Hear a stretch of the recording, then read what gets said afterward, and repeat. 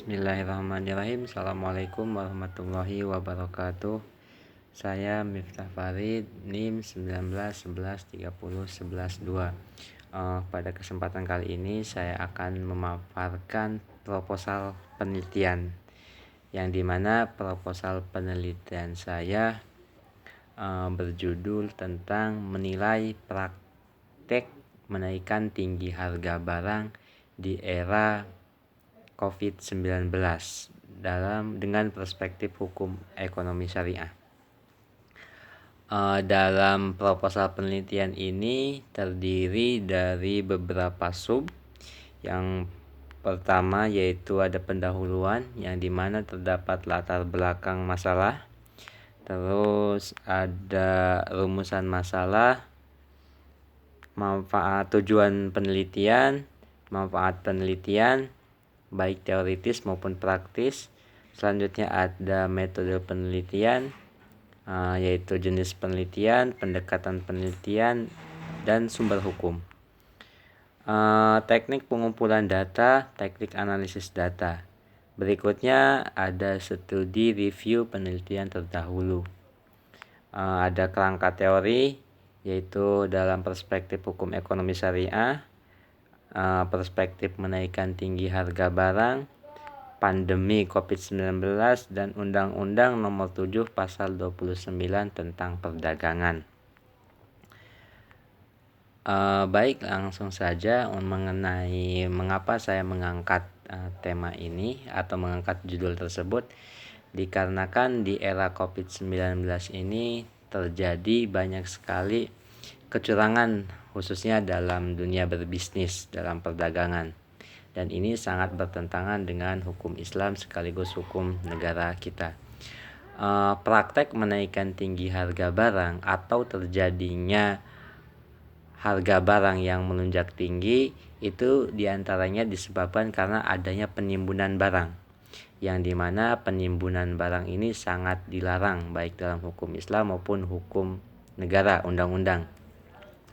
Penimbunan barang dalam hukum Islam disebut ihtikar. Selanjutnya yaitu yang dimana proposal penelitian saya mengenai rumusan masalah. Yang pertama yaitu bagaimana praktek menaikkan tinggi harga barang di tengah pandemi COVID-19.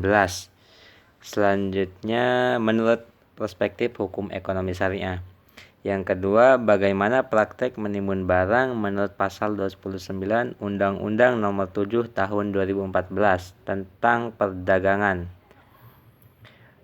Selanjutnya bagian yang C yaitu tujuan penelitian. Tujuan penelitian ini yaitu untuk mengetahui dan memahami praktek menaikkan tinggi harga barang di tengah pandemi COVID-19.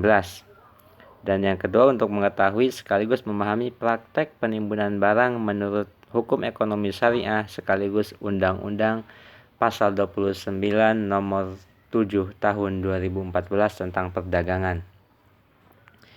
Manfaat penelitian, yang D yaitu manfaat penelitian.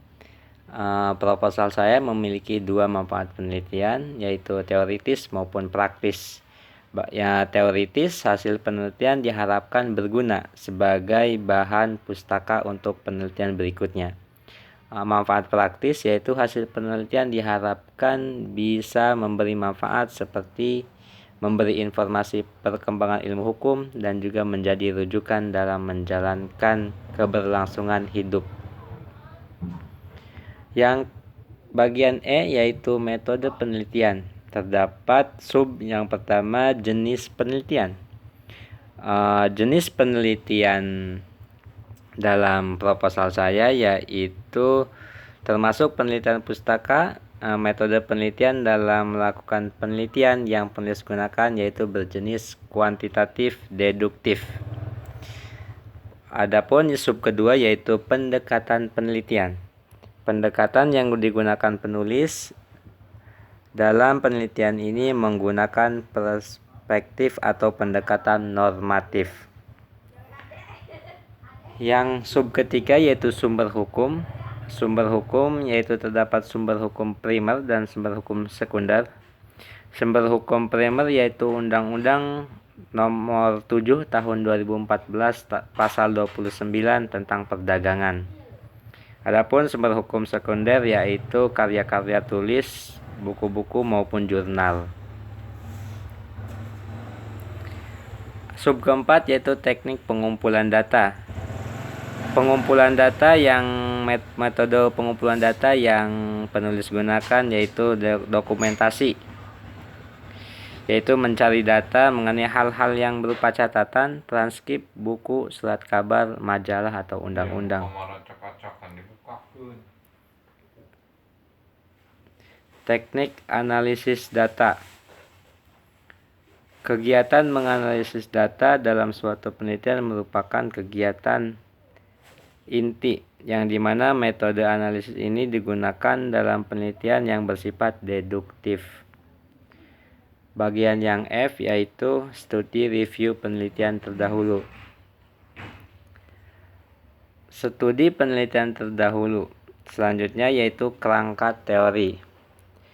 Kerangka teori yaitu perspektif hukum ekonomi syariah yang dimana menimbun barang yaitu hukumnya tidak baik yang disebut ihtikar, dan menaikkan tinggi harga barang. Menaikkan tinggi harga barang sama saja dengan memonopoli barang atau menimbun. Yang ketiga pandemi COVID-19 yang dimana wabah yang meluas dari yang pertama dari Wuhan hingga ke penjuru dunia sehingga mengakibatkan kolapsnya beberapa perusahaan. Adapun untuk Undang-Undang Nomor 7 Pasal 29 tentang perdagangan, pada intinya undang-undang ini melarang menaikkan tinggi harga barang atau memonopoli dan juga menimbun barang. Yang dimana di bagian 1 dijelaskan usaha dilarang menyimpan barang kebutuhan pokok atau barang penting dalam jumlah dan waktu tertentu pada saat terjadi kelangkaan barang, gejolak harga dan atau hambatan lalu lintas perdagangan barang.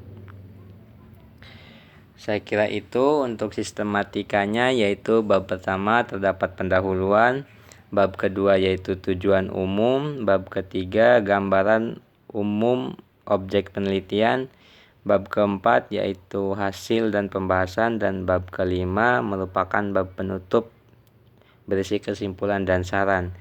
Terdapat juga daftar pustaka. Daftar pustaka telah terlampir dalam proposal penelitian yang telah saya ajukan. Sekian dari saya, terima kasih. Assalamualaikum warahmatullahi wabarakatuh.